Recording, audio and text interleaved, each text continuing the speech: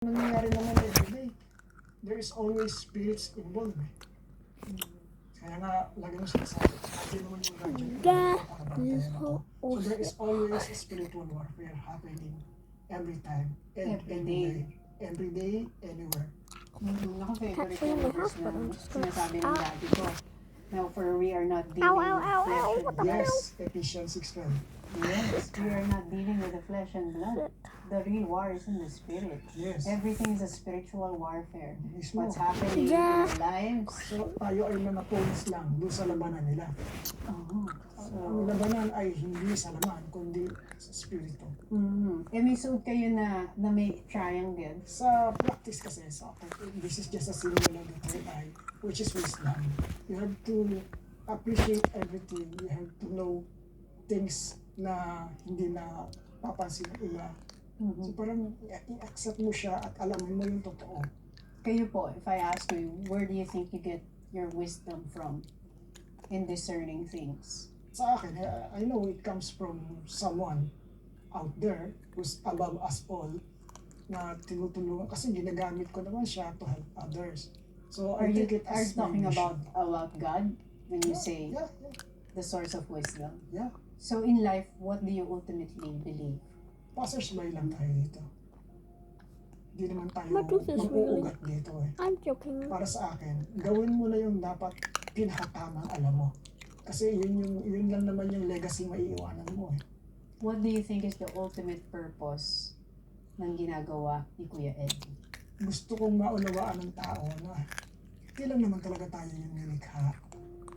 Marami pang iba na we can coexist even with those entities na hindi tao. So, yung mga souls, kaya yung nagkakaganyan kasi hindi pa rin na-achieve yung gusto nila. So, may reason sila to go back.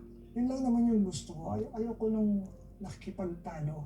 Hindi naman kasi para doon yung ginagawa ko. Gusto ko lang makapag-share ng knowledge. And I'm happy doon sa ginagawa ko. At some point, I know may mga natutulungan din naman. And this is probably my mission.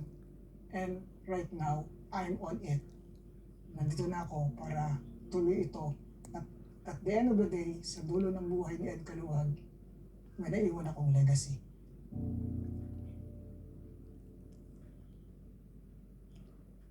Thank you. Thank you very much. Nice to meet you po. Ay, sabi ni Kuya Ed, ang ganda ng ating studio. Yeah. O sinasabi niyo lang yan, para hindi kami kabahan. Naku, Kuya Ed, Ako naman kasi. talaga ipapabless na naman to. Happy feel ko naman talaga. Nafe-feel. Maganda. Nafe-feel. Positive ang mga vibes. Ayaw na natin ng negativity. At walang ghost project dito. Lahat ng mga projects dito ay tuloy-tuloy lang. Maraming salamat for watching. Get out of my today's room, vlog. Dylan. And for more meaningful conversations like this, don't forget to like, share, and subscribe. Get out of my room.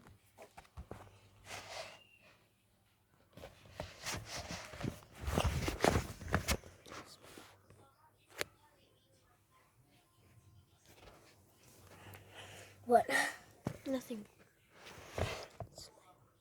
Then, can you cover your... Bro, then I'm gonna post this on YouTube. Keep on saying that I'm gonna post this on YouTube. Make mommy see this. Bro. Then, here is my closet. Oh, shoot. Abracadabra. This is the drawing door. I've drawn it. Oh shoot. Go to part 2.